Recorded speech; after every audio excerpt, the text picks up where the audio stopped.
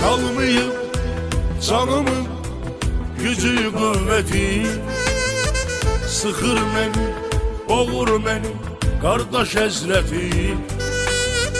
Necə dözüm dağ boyda qardaş itirdim, məncə bundan o yana yoxdur dəhşəti.